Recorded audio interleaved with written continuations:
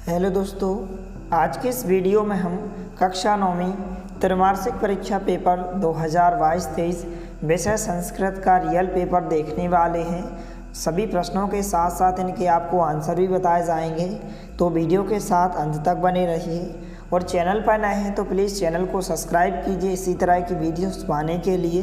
तो चलिए वीडियो को स्टार्ट करते हैं। तो जो आपका पेपर आएगा 75 अंक का आपका पेपर आएगा और यहाँ पर कुल प्रश्नों की संख्या 23 पूछे जाएगी। उस समय आपको 3 घंटे का समय दिया जाएगा। तो सबसे पहले हम वस्तुनिष्ठ प्रश्नों को देख लेते हैं।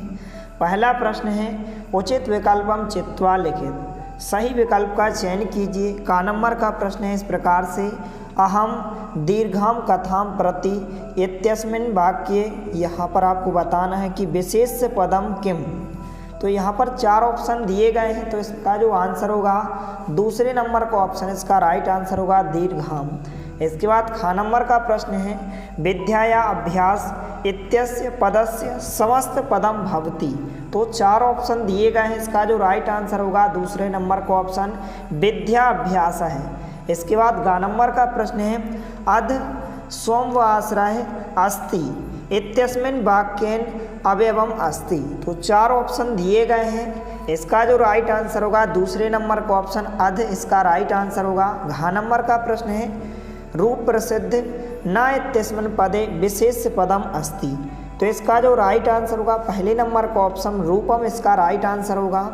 इसके बाद 4 नंबर का प्रश्न है, भूपति इत्यस्मिन् पर्याय पदम अस्ति। तो 4 ऑप्शन दिए गए हैं, इसका जो राइट आंसर होगा तीसरे नंबर का ऑप्शन राजा, इसका राइट आंसर होगा।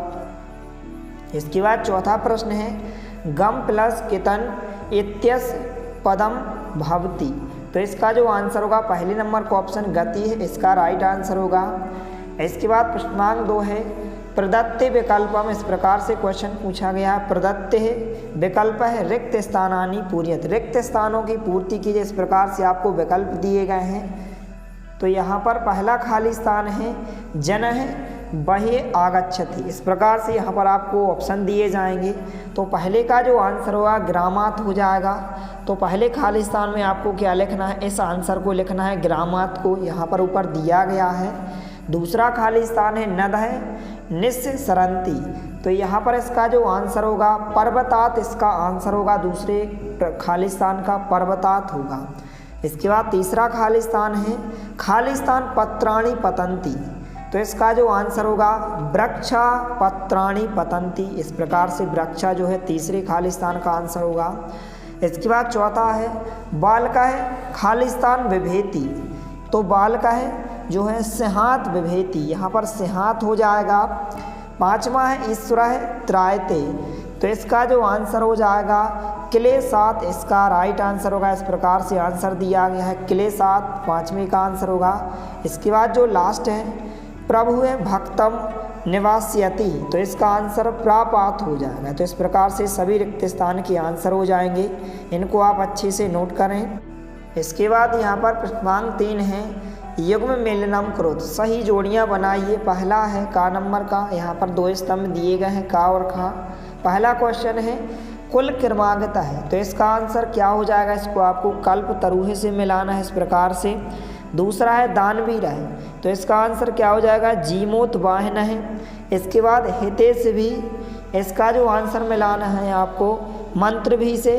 इसके बाद बीची बच्चलम, इसका आंसर आपको मिलाना है किससे, धनम से, इस प्रकार से। इसके बाद जो लास्ट है अनश्चर्य है, इसका आंसर परोपकार हो जाएगा। तो इस प्रकार से इनको आप अच्छे से मिला लें। इसके बाद प्रश्नांक 4 है, शुद्ध वाक्यम समक्षम आम अशुद्ध वाक्यम समक्षम न। अर्थात इस प्रकार से इनका हिंदी अर्थ क्या होता है कि शुद्ध वाक्य के सामने आम मतलब सत्य लिखिए और अशुद्ध वाक्य के सामने ना मतलब असत्य लिखिए। तो शुद्ध को संस्कृत भाषा में आम कहते हैं और असत्य को ना कहते हैं, अर्थात सत्य को आम कहते हैं और असत्य को ना कहते हैं। तो इस प्रकार से हम देखने वाले हैं। पहला है निनादय ना नवीना मणे वाणी वीणाम। तो यह कथन क्या हो जाएगा, असत्य होगा, अर्थात संस्कृत में आपको क्या लिखना है, ना लिखना है। दूसरा प्रश्न है एको विचित्र है काकः समुड्डीय अगच्छत। तो यह क्या हो जाएगा, सत्य हो जाएगा, अर्थात दूसरे प्रश्न का आंसर क्या हो जाएगा, आम हो जाएगा। तीसरा प्रश्न है स्वागतम इति शब्दे सु उपसर्ग अस्ति, तो यहाँ पर इसका जो आंसर होगा आम हो जाएगा, यह भी क्या हो जाएगा, सत्य हो जाएगा। तो संस्कृत में आपको आम लिखना है।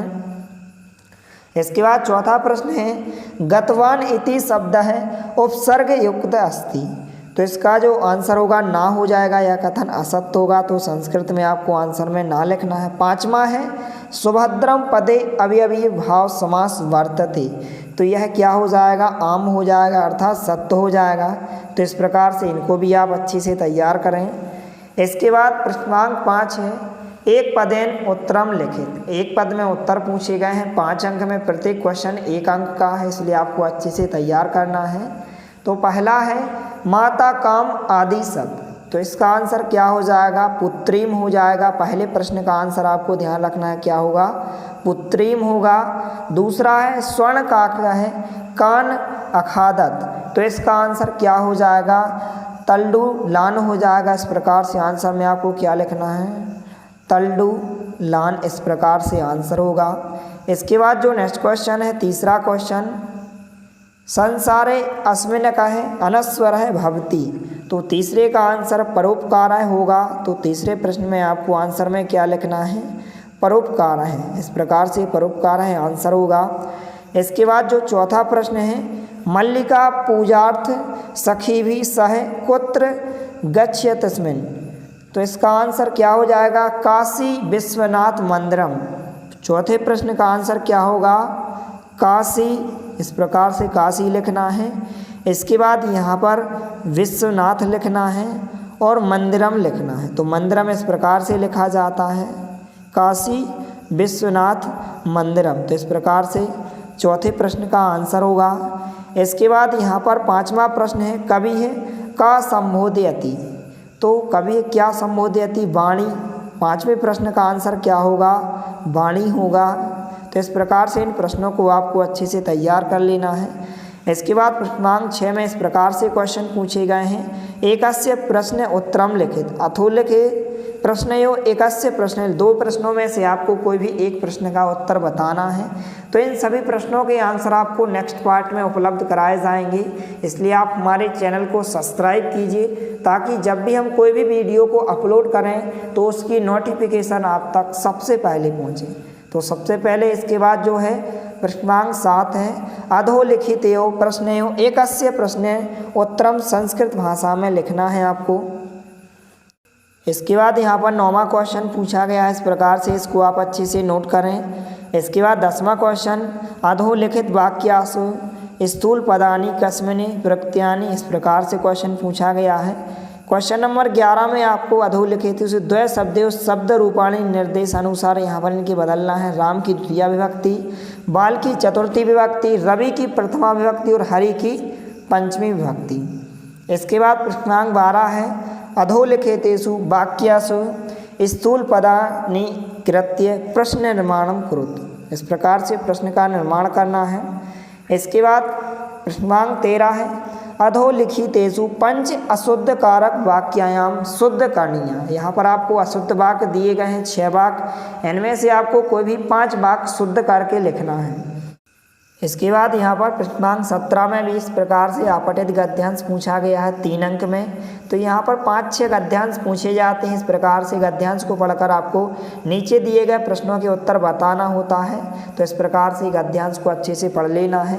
यदि वीडियो पसंद आए तो प्लीज़ लाइक कीजिए, दोस्तों के साथ शेयर कीजिए, और यदि आपने हमारे चैनल को सब्सक्राइब नहीं किया है तो प्लीज़ सब्सक्राइब कीजिए। धन्यवाद, मिलते हैं अगले वीडियो में, तब तक के लिए जय हिंद, वंदे मातरम।